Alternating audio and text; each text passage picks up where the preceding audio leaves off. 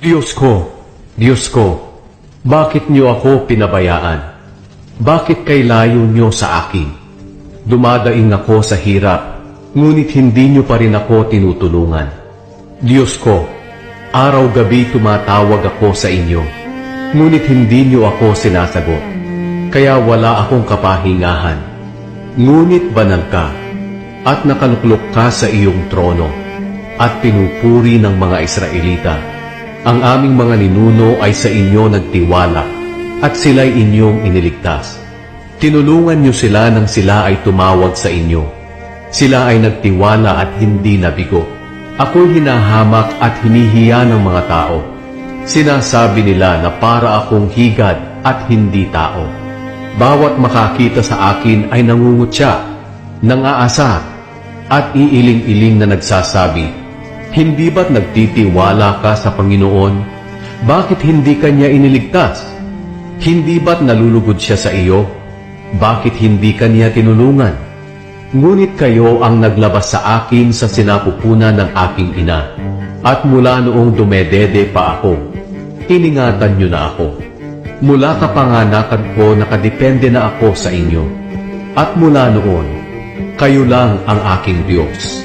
Kaya huwag niyo akong pababayaan.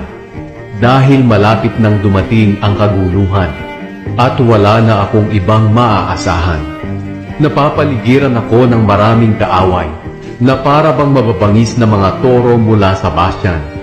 Para rin silang mga leyong umaatungan, at nakanganga na handa akong lapain. Nawalan ako ng lakas na parang tubig na ibinubuhos, at ang aking mga buto ay parang nalinsad lahat. At nawalan ako ng lakas ng loob, para akong nauupos na kandila.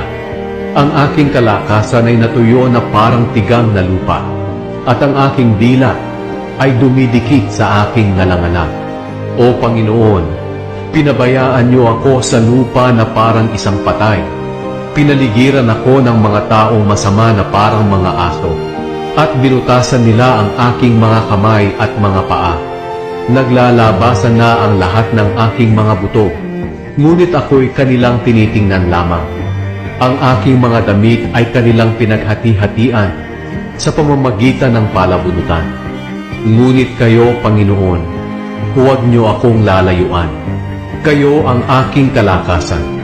Magmadali kayo at ako'y tulungan. Iligtas niyo ang buhay ko sa espada ng aking mga kaaway, na tulad ng mga pangil ng aso, o mga kuko ng leon, o sungay ng toro. Sagutin niyo po ang aking dalangin. Ikukwento